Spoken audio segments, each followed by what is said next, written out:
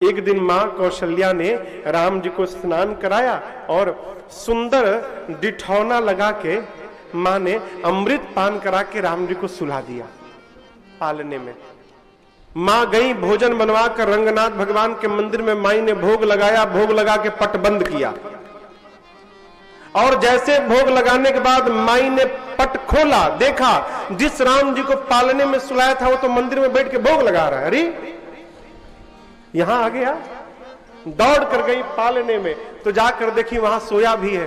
फिर आई, मंदिर में भोग भी लगा रहा है। माता यहां उहा दुई बालक देखा, मति भ्रम मोर की आन बिसेखा।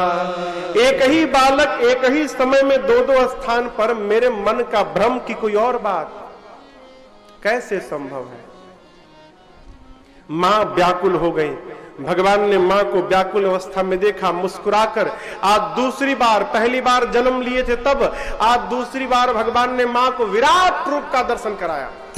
मां लगी देखने, क्या भगवान के शरीर में अग्नित रवि शशि शिव चतुरानन, अग्नित रवि शशि शिव चतुरानन, बहुगिर सरित सिंधु महिकानन, बहुगिर सरित सिंधु महिकानन, काल कर्म गुण ज्ञान स्वभाव, काल कर्म गुण ज्ञान स्वभाव, सो देखा जो सुना न खाओ, सो देखा जो सुना न खाओ, देखी माया सब विद गाढ़े, देखी माया सब विद गाढ़े, अति सबीत जोरे कर ठाहे, अति सबीत जोरे कर ठाहे, देखा जीवन चावै जाहे, देखा जीवन चावै जाहे, देखी भक्ति जो छोरे ताहे, देखी भक्ति जो छोरे ताहे, तन पुलकित मुख बचन न आवा, तन पुलकित मुख बचन न आवा, नैन मोद चरणन सिरुनावा, नैन मोद चरणन सिरुनावा, विस्मयवंत देखी महतारे, विस्मयवंत देखी महतारे, भय बहुरी शिशु रूप करारे, भय बहुरी शिशु रूप करारे, भय बहुरी शिशु रूप करारे।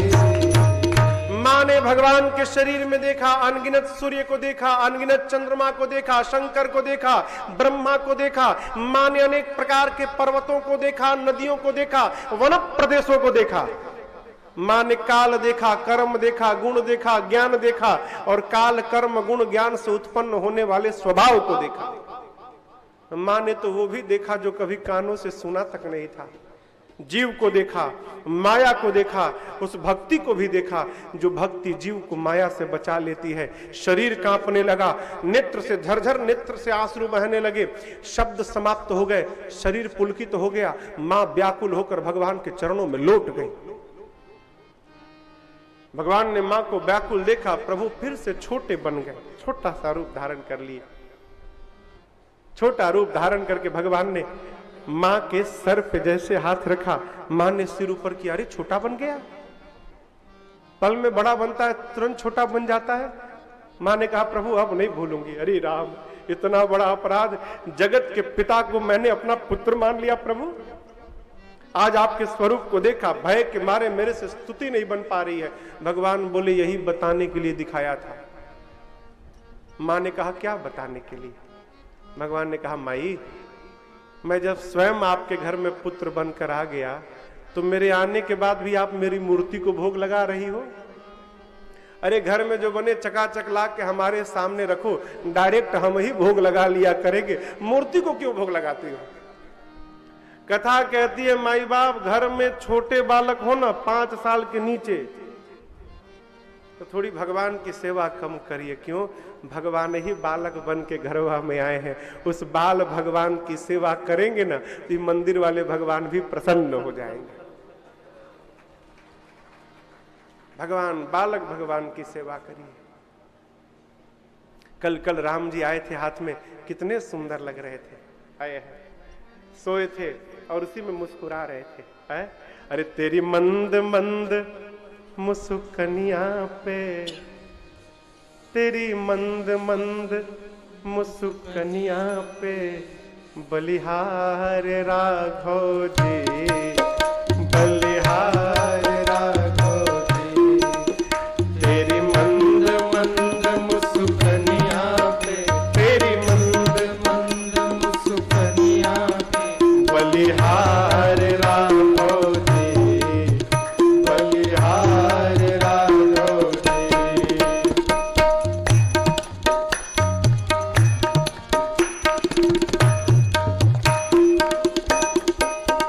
तेरे नैन बड़े कजरारे लगते हैं प्यारे प्यारे, तेरे नैन बड़े कजरारे लगते हैं प्यारे प्यारे, तेरे नैन बड़े कजरारे लगते हैं प्यारे प्यारे, तेरे नैन बड़े कजरारे लगते हैं प्यारे प्यारे, तेरी तिरछी इस चितवनिया पे, तेरी तिरछी इस चितवनिया पे, बलिहार राघव,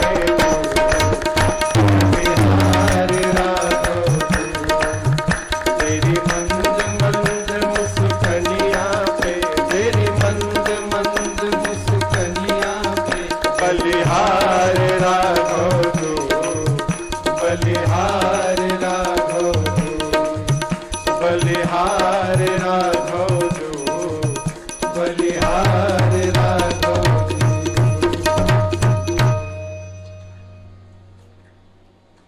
श्रीधाम वृंदावन, तेरी मोर मुकुट लटकनिया पे, तेरी मोर मुकुट लटकनिया पे, अरे न्योछार राघव जी, न्योछार राघव जी। भगवान, बालक भगवान का स्वरूप है। हाँ? आप देखो ना, बच्चे को देखो, मन करता है निहारते रहे, है मन करता है देखते रहे उसको, आंख बंद करके सोता है और उसी में धीरे धीरे मुस्कुरा देता है? बड़े लोग सोते तो सोते में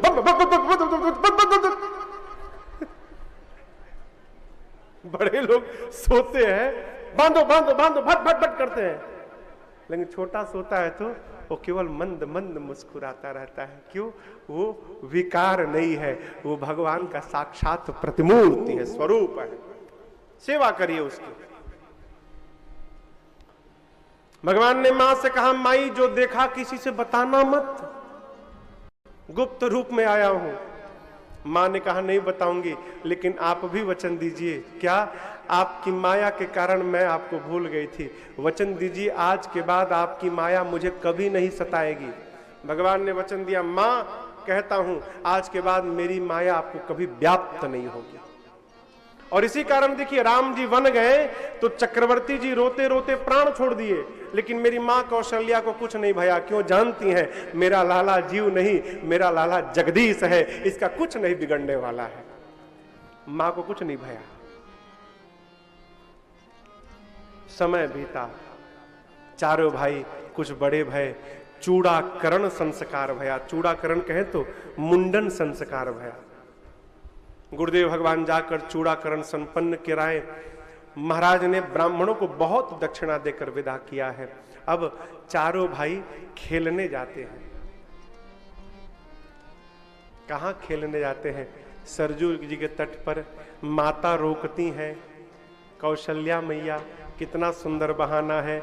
मां कहती हैं, अरे राघव, खेलन को दूर जनी जाओ, नजर तोहे लग जाएगी। राघव खेलन को दूर जनी जाओ, नजर तोहे लग जाएगी। राघव खेलन को दूर जनी जाओ, नजर तोहे लग जाएगी। राघव खेलन को दूर जनी जाओ, नजर तोहे लग जाएगी। राम जी बोले, नजर? मां, काला टीका लगाती हो कि नजर न लगे? काले से नजर नहीं लगती ना? माँ बोली नहीं लगती। राम जी बोले मैं तो पहले से काला हूं, मुझे कैसी नजर लगेगी माँ? मुझे नजर नहीं लगेगी। नजर वाला यदि मुझे देख लेगा तो उसकी नजर उतर जाएगी। मुझे नजर नहीं लगेगी, जाने दो। तब माँ ने कहा नजर नहीं लगेगी, लेकिन और एक कठिनाई है। क्या? अति सुकुमार चरण अरुणारे, अति सुकुमार चरण अरुणारे, रवि कर कठिन सुनहु मेरे बारे, रवि कर कठिन सुनहु मेरे बारे। राघवांचल में हाँ, राघवांचल में हाँ, राघवांचल में मुखड़ा छिपाओ, नजर तोहे लग जाएगी। राघवांचल में मुखड़ा छिपाओ, नजर तोहे लग जाएगी। माँ ने कहा तुम्हारे पांव फूल जैसे कोमल है, कितनी तेज धूप, जाओगे पांव जल जाएंगे। राम जी बोले खड़ाऊ पहन के जाऊंगा। आप बोलो खड़ाऊ पहनेगा तो नहीं जलेगा नहीं माँ? माँ ने कहा ये भी बात कट गई मेरी।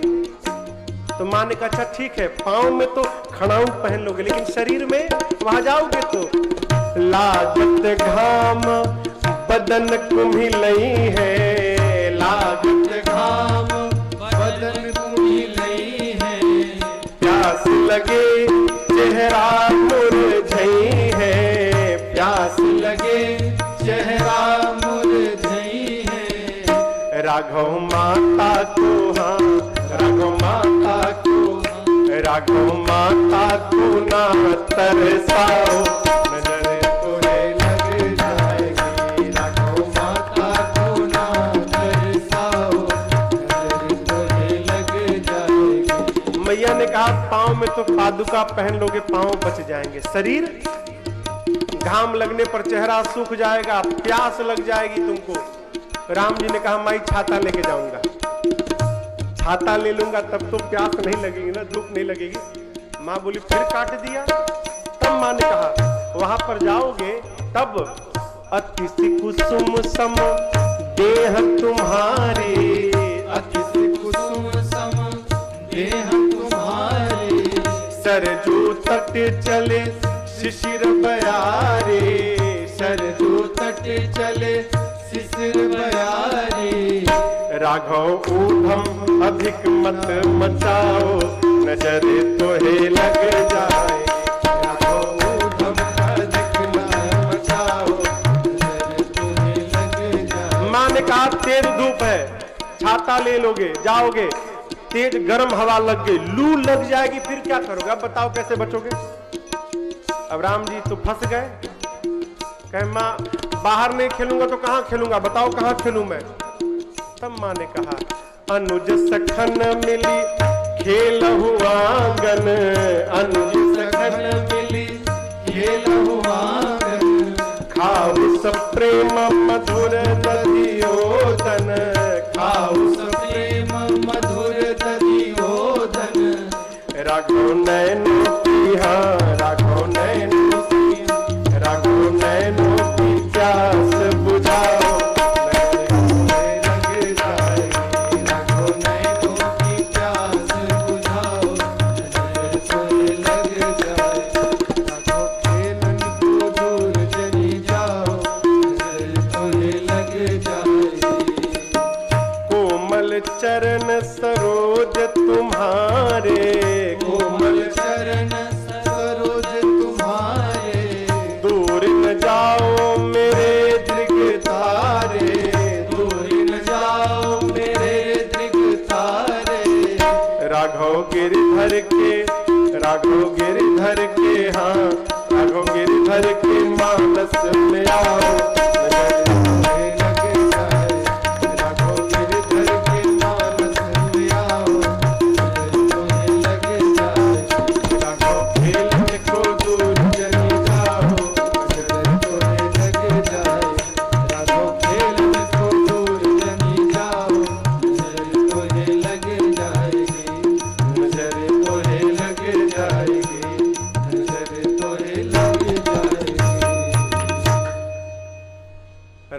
खेलना चाहते हैं, माँ भेजना नहीं चाहती। क्यों है?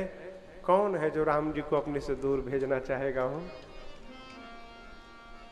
कुछ समय बीता, चारों भाई बड़े भय, यज्ञोपवीत संस्कार का समय आया। गुरुदेव भगवान महाराज सबने मिलकर चारों भाइयों का यज्ञोपवीत संस्कार पूर्ण किया। अब देखिए, यज्ञोपवीत धारण करने के बाद चारों भाई गुरु जी के गुरुकुल में पढ़ने गए। क्या पढ़ने गए? संस्कार की पढ़ाई पढ़ने गए। आपसे एक दिन मैंने कहा था, विद्यालय में जानकारी मिलती है, संस्कार तो घर में देना पड़ता है। विद्यालय में संस्कार अब तो भगवान ने मालिक है। और एक बात कहें, हमारे पूज्य महाराज जी कहा करते हैं, संस्कार दीजिए मत, संस्कार में रहिए। आपको देखकर आपके बच्चे अपने आप संस्कारी हो जाएंगे। मुझे एक बात याद आती है, कलकत्ता में पूज्य श्री की कथा चल रही थी लक्ष्मी मंदिर में, खिदिरपुर। जो ये सीएट टायर है ना, आरपीजी ग्रुप, उसके जो मालिक थे आरपी गोयनका जी, कलकत्ता में, वो साल में 2 बार पूज्य महाराज जी को बुलाते थे। तो उनका एक मंदिर है लक्ष्मी मंदिर, खिदिरपुर कलकत्ता में, और ठीक विशाल मंदिर है। उसी के ठीक बगल में फ्लैट था, चौथे तल्ले पर ना, चौथे या पांचवें, चौथे तल्ले पर मंदिर का फ्लैट। तो जो भी कथावाचक आते थे उसी फ्लैट में रुकते थे। तो कलकत्ते में कथा होती थी तो मैं भी महाराज जी के साथ ही वहीं रहता था, घर में नहीं रहता था। तो एक दिन हम लोग दोपहर में कहीं गए थे, तो आए, लिफ्ट में चढ़े, महाराज जी थे, मैं था। उसी चौथे तल्ले का एक पिता अपने 7 साल के बच्चे को लेकर लिफ्ट में आ गया। लिफ्ट बंद, चौथे माले का बटन प्रेस भया, लिफ्ट जाने लगी। पिता ने कहा बच्चे को, महाराज को धोखा। मैंने प्रणाम करो, बोला महाराज को धोखा, बोला 3 बार बोला, बच्चा बोला नहीं, तब तक मारा एक चाटा। महाराज जी, अरे छोड़ दो, बच्चा है, कोई बात नहीं, हो गया बेटा। चौथे तल्ले पर पहुंचे, बाहर निकले। बाहर निकल के हम लोग को दाहिने जाना था, उनको बाएं जाना था। वो जैसे बाएं मुड़े, महाराज जी वापस जाकर बोला, इधर आइए, आपने तो बच्चे को मार दिया। ये जानने का प्रयास किया कि आपके बच्चे ने मुझे क्यों प्रणाम नहीं किया? बोले नहीं। महाराज जी ने कहा, बाप होकर जब तुमने नहीं किया तो बेटा तो तुम्हारा है, उसने भी नहीं किया। इतना सा मुंह रह गया उनका, इतना सा। हम बच्चों को संस्कार में रखना तो चाहते हैं, अपने नहीं रहना चाहते। कैसे होगा? हो बच्चे सुने हुए नहीं रहते, बच्चे जो देखते हैं वैसा रहते हैं। यदि हम संस्कार में रहेंगे तो हमारे बच्चे भी हमको देखकर संस्कारित हो जाएंगे। इसलिए बताया ना जाए, स्वयं रहा जाए। कथाओं में बात आती है, यदि आप चाहते हैं कि आपके बच्चे आपके जीते जी बंटवारा न करें, तो आप भी अपने बच्चों के सामने अपने भाई से बंटवारा मत करिए। बच्चे देखेंगे पिताजी अपने भाई के साथ मिलकर रहे, वो भी आपके सामने मिलकर रहेंगे। यदि आपने बच्चों के लिए भाई से बंटवारा किया, क्षमा करिएगा, 20 साल बाद विकट स्थिति और बढ़ेगी। आपके बच्चे आपके सामने बांट देंगे आपको, आप कुछ नहीं कर पाएंगे। राम जी, आप देखिए गुरुकुल में जाके राम जी क्या पढ़े, क्या सीखे। बाबा कहते हैं, प्रातः काल उठी के रघुनाथा, मात पिता गुरु नावरी माथा, अनुज सखा संग भोजन करही, मातु पिता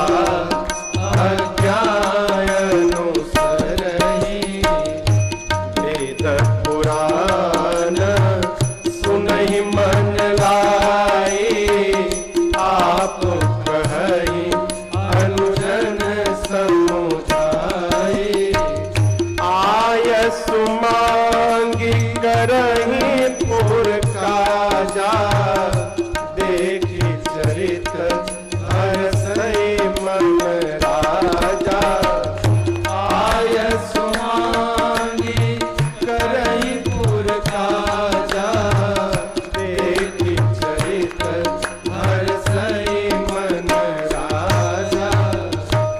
कुरान पढ़ने गए, जाकर क्या पढ़े? प्रातः काल उठकर माता पिता श्रेष्ठ जनों को प्रणाम करना, माता पिता से अनुमति लेकर भाइयों के साथ मित्रों के साथ भोजन करते हैं। गुरुकुल में वेद पुराण की कथाओं को पहले स्वयं सुनते हैं, समझते हैं, बाद में भाइयों को सुनाकर समझाते हैं। और सबसे अच्छी बात, कुछ भी करना होता है ना, पिताजी के पास जाते हैं, प्रणाम करके पूछते हैं, पिताजी आज्ञा हो तो हम ये काम कर लें? आज्ञा मांग मांग कर, आयस मांग करही पुर काजा। और राम जी के इस चरित्र को देखकर श्री चक्रवर्ती जी मन ही मन आनंद में डूब जाते हैं। आपके छोटे यदि आपसे पूछ पूछ कर व्यवहार कर रहे हैं ना, आप अपने को धरती का सौभाग्यशाली जीव मानिए। गुरु राम जी पढ़कर आए। अब कथा अयोध्या से निकलकर बक्सर पहुंची। बक्सर जानते हैं कहाँ है? बक्सर नाम सुने हैं? बक्सर ये पटना के बगल में है, बिहार में। पटना के बगल में आरा बक्सर। पहले आरा है वो जी, पटना के बाद आरा, फिर है बक्सर। पटना के बाद आरा। पटना से जब आप दिल्ली की तरफ आएंगे ना, तो पहले आरा, आरा के बाद बक्सर, गंगा जी का तट है। उसी बक्सर में सिद्धाश्रम था, जहां विश्वामित्र मुनि रहते थे। बाबा कहते हैं, अरे विश्वामित्र महामुनि ज्ञानी, विश्वामित्र महामुनि ज्ञानी, बसहि विपिन शुभ आश्रम जाने। बसहि विपिन शुभ आश्रम जानी, जहाँ जप यज्ञ जोग मुनि करहि, जप यज्ञ जोग मुनि करहि, अति मारीच सुबाहु ही डरहि। अति मारीच सुबाहु ही डरहि, गांधी तनया मन चिंता व्यापी, गांधी तनया मन चिंता व्यापी, हरि बिन मरहि नन सिचर पावे। हरि बिन मरहि ननिचर पापे, हरि बिनु मरहि ननिचर पापे। विश्वामित्र महामुनि है, ज्ञानी है, बक्सर के सिद्धाश्रम में रहते हैं। लेकिन बड़ी भारी समस्या है। जब जब विश्वामित्र जी कोई यज्ञ प्रारंभ करते हैं, मारीच, सुबाहु और ताड़का आकर इनके यज्ञ को विध्वंस कर देते हैं। क्यों? ताड़का, मारीच, सुबाहु की स्पेशल ड्यूटी लगाई गई थी वहां पर। रावण को जब वरदान मिला कि बानर और मनुष्य को छोड़कर दूसरा कोई मार नहीं सकता, तो रावण जान गया अब देवता मुझे मार नहीं सकते हैं। क्यों? वरदान मिला है बानर मनुष्य के हाथों। देवताओं को दौड़ा दौड़ा के मारने लगा। अपने बेटे इंद्रजीत को भेजा, इंद्रजीत गया और देवताओं के राजा इंद्र को ही जीत लिया, देवताओं को गुलाम बना लिया। अब सोचा बानर मार सकता है, वरदान मिला है बानर मार सकता है, तो पता लगाया धरती का सबसे वीर बंदर कौन है। नाम आया बानरों के राजा बाली का। रावण चला बाली से युद्ध करने। आपको बताऊं, पहले दिन उठाकर बाली ने ऐसा पटका रावण को, रावण पहले दिन ही परास्त हो गया। फिर बाली सोचा कि मैं कहूंगा कि रावण को हराया हूं, कौन मानेगा? कोई नहीं मानेगा। तो आपको बतावें, 6 महीने तक बाली रावण को इसे दबाया था। और यहां दबाकर घूमा पूरे संसार में, जाके कहता देखो रावण हराया हूं इसको। प्रमाण लेकर 6 महीना घूमता रहा, देखो रावण को हराया हूं मैं, देखो बधा इधर। रावण देखा है तो बहुत वीर है, मार देगा। तो बाली को लालच देकर रावण ने अपने साथ मिला लिया। अब सोचा बानरों का राजा ही जब मेरा मित्र है तो अब मुझे बानर नहीं मार सकते। फिर अब कौन बचा? मनुष्य बचा।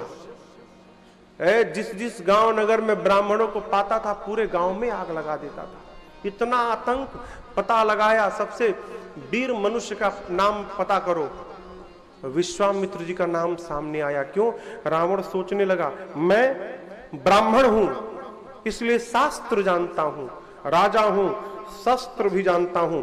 विश्वामित्र क्षत्रिय थे, पहले गांधी राजा के पुत्र थे, क्षत्रिय होने के कारण शस्त्र भी जानते हैं। अब ब्रह्मर्षि हो गए हैं यानी शास्त्र भी जानते हैं। जितना मैं जानता हूं उतना वो भी जानते हैं।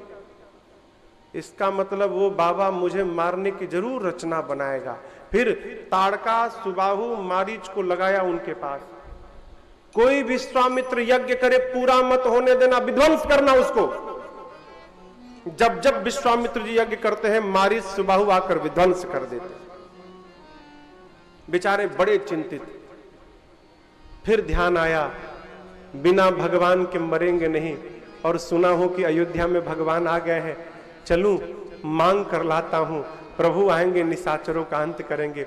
पहुंचे अयोध्या, चक्रवर्ती जी ले जाकर राज सिंहासन पर पधरा दिए, पांव पखारे, षोडशों प्रकार पूजन किए, भोजन कराएं। और जब विश्वामित्र जी प्रसन्न हो गए ना, तब चारों बच्चों को बुलाकर प्रणाम कराए। आपको बतावे जैसे राम जी ने प्रणाम किया ना हो। अरे राम देखी मुनि देह विसारे, राम जी को देखने के बाद विश्वामित्र जी देखते रह गए, भूल गए मैं कौन हूं, कहां हूं, कैसे हूं, कब से हूं, क्यों हूं, कुछ याद नहीं रहा हूं। जब विश्वामित्र जी टकटकी लगाकर देखने लगे तो चक्रवर्ती डर गए, बाप ये वही मुनि है जो एक बार हमारे पूर्वज हरिश्चंद्र जी थे तो आए थे, तो हमारे घर में क्या क्या भया सबको मालूम है। आज फिर आ गए हैं और मेरे राम को बड़े ध्यान से देख रहे हैं। महाराज डर गए, अच्छा ठीक है कहिए कहिए क्यों आए हैं आप, कहिए। राम जी से ध्यान हटाने के लिए, कहिए। आपको मुनिवर कहने में विलंब होगा, मुझे करने में विलंब नहीं होगा। कहूं सो करत न लाभो बारा, कहिए कि ही कारण आगमन तुम्हारा। विश्वामित्र जी सोचे महाराज अपनी ओर से पूछ रहे हैं, अच्छा समय बता दो। बोले राजन असुर मुझे बहुत सता रहे हैं, असुर समूह सता वही मोही, मैं जाचन आयो नृपतो ही, मैं आपसे कुछ मांगने आया हूं। महाराज ने कहा असुर सता रहे, रुकिए निकालो मेरा धनुष बाण। विश्वामित्र जी बोले धनुष बाण क्यों? बोले आप बोले ना कि असुर सता रहे, मैं अभी चलता हूं उनको मारकर समाप्त करूंगा। विश्वामित्र जी कहे महाराज आप कष्ट मत करिए, आप मत मंगाइए, आपसे नहीं होगा। बोले अरे आपको संशय है, मैं निशाचरों को मार नहीं सकता। विश्वामित्र जी बोले बेशक मार सकते हैं, लेकिन बतावें आज मुझे मारने वाला नहीं चाहिए महाराज, आज मुझे तारने वाला चाहिए, इसलिए आपको लेने नहीं आया हूं, आपसे बात नहीं बनेगी। तो बोले मेरे घर में तारने वाला कौन आ गया? बोले है ना, अनुज समेत देहु रघुनाथा, निश्चर बध मैं हो बसना था। महाराज से विश्वामित्र जी ने क्या कहा? अनुज समेत देहु रघुनाथा। ये नहीं कहा कि लक्ष्मण जी के साथ दीजिए, क्या कहा? अनुज। तो लक्ष्मण जी से पहले अनुज तो भरत जी हैं, तो नियम से तो राम जी के साथ भरत जी को जाना चाहिए, लक्ष्मण जी क्यों चले गए? आप जानते हैं जब महाराज ने चारों बच्चों को प्रणाम कराया ना, तो सबसे पहले राम जी प्रणाम करके यहां बैठे इधर, फिर भरत जी प्रणाम करके सोचे यदि भैया के पास नहीं बैठूंगा, मैं इधर यहाँ बैठूंगा। क्यों? इधर बैठूंगा तो बैठा भी रहूंगा और बैठे बैठे अपने भैया का दर्शन भी करता रहूंगा। तो राम जी इधर बैठे, भरत जी इधर बैठ गए। भरत जी के बाद लक्ष्मण जी प्रणाम किए तो प्रणाम करके राम जी के पास बैठ गए और शत्रुघ्न जी प्रणाम करके भरत जी के पास बैठ गए। विश्वामित्र जी देखकर सोचने लगे, अरे दो ठे इधर बैठे, दो ठे इधर बैठे, लगता है ये जो राम जी के साथ बैठा है ना, ये राम जी को बहुत प्रेम करता है और ये इनके बिना नहीं रहता, इन्हीं के साथ रहता है। मैं तो एक ही लेने आया था लेकिन ऑफर लगा है बाई 1 गेट 1 फ्री का, मैं तो एक ही मांगने आया था लेकिन यहाँ दो दो। तो बोले, अब नाम में कंफ्यूजन हो गया था तो इसलिए बोले ये जो भाई बैठे हैं ना, ये वाले अनुज समेत देहु रघुनाथा निश्चर पद में हो बसना था। महाराज का चेहरा उतर गया। बोले, ऋषिवर मैंने मांगने के लिए कहा लेकिन लगता आपको मांगने नहीं आता। मांगिए, भूमि मांगिएगा भूमि दूंगा, कोष मांगिएगा अयोध्या का कोष दूंगा, गौ दूंगा, प्राण से प्रिय कुछ नहीं है, प्राण निकाल कर दे दूंगा, लेकिन मैं आपको राम नहीं दूंगा। मना कर दिए, राम देत नहीं भलई गोसा, मना कर दिया। गुरुदेव भगवान विश्वामित्र जी ने वशिष्ठ जी से कहा मन ही मन, महाराज चेले को समझाइए, राम को नहीं देंगे तो धनुष कौन तोड़ेगा जनकपुर में। तब गुरुदेव भगवान ने, तब वशिष्ठ बहु विधि समझावा, नृप संदेह नास कह पावा, अत्यादर दो तनय बुलाए, हृदय लाई बहु भांति सिखाए, मेरे प्राण नाथ सुत दो, तुम मुनि पिता आन नहीं हो, मेरे प्राण नाथ सुत दो, तुम मुनि पिता आन नहीं हो। गुरुदेव भगवान वशिष्ठ जी ने कहा, राजन राम को मैंने शिक्षा तो दे दी, अब आयुध की शिक्षा इनको विश्वामित्र जी देंगे, अस्तु आप विदा करिए। गुरु जी ने यह भी कहा, राजन मैंने राम की कुंडली को पढ़ा है, कुंडली में स्पष्ट लिखा हुआ है जब तक ये किसी मुनि के साथ नहीं जाएंगे इनका विवाह होने वाला नहीं है। तो आप चाहते हो कि घर में बहू आए तो विदा करो, लाभ किसको अच्छा नहीं लगता है हो। महाराज सुने कि जाएगा तो बहू लाएगा, तुरंत बुलाए, राम लक्ष्मण इधर आओ, बुलाकर समझाएं कि आज तक जिस प्रकार आप मेरे से पूछ पूछ कर व्यवहार करते रहे, आज के बाद विश्वामित्र जी से पूछ कर करिएगा। और विश्वामित्र जी से बोले, महाराज मुनिवर आप मत समझिएगा कि मैं बच्चों को दे रहा हूं, आप ये समझिएगा कि दशरथ ने अपने प्राण को निकाल कर दे दिया है। और एक बात कहें, आज के बाद इनका पिता मैं नहीं। विश्वामित्र जी बोले, फिर इनका पिता कौन? महाराज बोले, आप हैं, तुम मुनि पिता, आपको छोड़कर आन नहीं कोई नहीं है। क्यों? यदि चक्रवर्ती जी ये बात न बोलते तो विश्वामित्र जी राम जी से धनुष कदापि न तुड़वाते।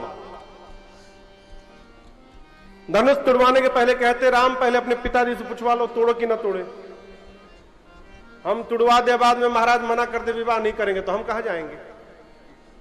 इसलिए ये दृश्य न आए, चक्रवर्ती जी ने पूरा का पूरा अधिकार सौंप दिया, आप पिता हैं, इन बच्चों के भविष्य के बारे में कोई निर्णय लेना हो तो आपको मेरे से भी पूछने की आवश्यकता नहीं है, आप स्वतंत्र हैं। सौंपा। राम लक्ष्मण जी पिताजी को प्रणाम किए, माताओं को प्रणाम किए, प्रणाम करके विश्वामित्र जी के साथ चल पड़े। चलते चलते बक्सर के निकट ताटक बन आया। ताड़का को पता था विश्वामित्र गए हैं किसी को लाने जो हम लोगों को मारने वाला है। इधर गुरु चेला सत्संग करते जा रहे थे, ताड़का के कान में आवाज पड़ी, सुनी ताड़का क्रोध करिधारी दौड़ी। राम जी को देखा, निकाल लिए, बाण मार दूंगा। लक्ष्मण जी जैसे बाण निकाले, राम जी ने कहा रखो बाण, दिखाई नहीं पड़ता अबला है। रघुवंशी अबला पर प्रहार नहीं करते। विश्वामित्र जी बोले राम अबला नहीं, बहुत बड़ी बला है ये, कितने मुनियों को इसने खाया है पता है आपको, मारिए तुरंत। है जैसे गुरुदेव ने कहा, राम जी ने कहा भाई तू रख, मैं मारता हूं। प्रभु ने निकाला बाण और एक ही बाण प्राण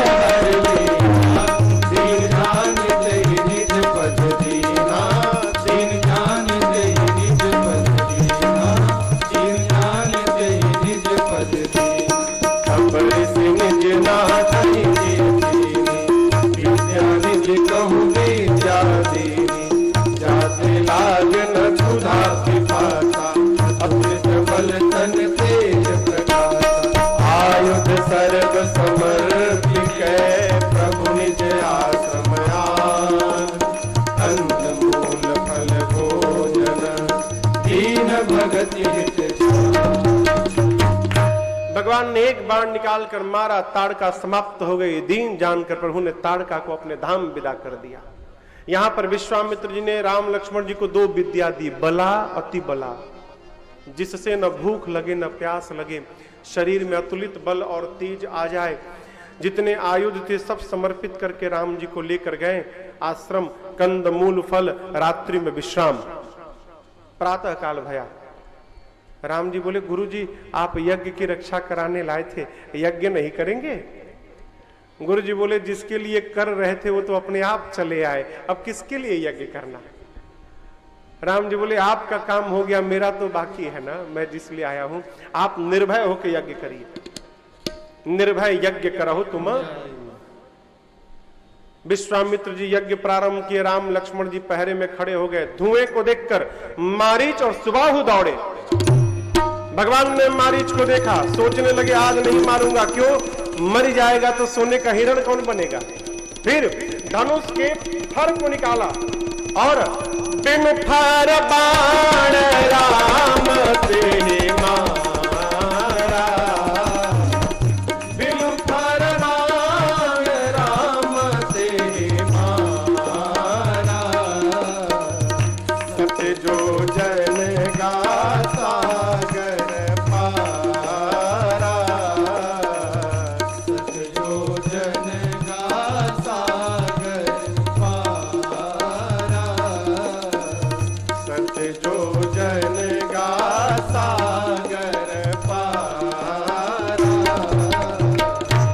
का बाण मारीच को मारा। मारीच 100 योजन दूर समुद्र तट पर जाकर सुबाहु को अग्नि बाण से जलाकर प्रभु ने भस्म किया। लक्ष्मण जी ने एक ही बार में सारी निशाचरी सेना को समाप्त कर दिया। देवता पुष्प की वर्षा करने लगे। बोलिए रामचंद्र भगवान की जय। मारी असुर द्विज निर्भयकारी, अस्तुति करहि देव मुनिझारी। प्रभु ने निशाचरों का अंत करके ब्राह्मणों मुनियों को देवताओं को प्रसन्न किया है। देवता पुष्प की वर्षा करते हैं। अब राम जी विश्वामित्र जी के आश्रम में अब कुछ दिन विश्राम करते हैं। प्रभु बक्सर में विश्राम कर रहे हैं। कथा को हम और आप अब यहाँ विश्राम करते हैं।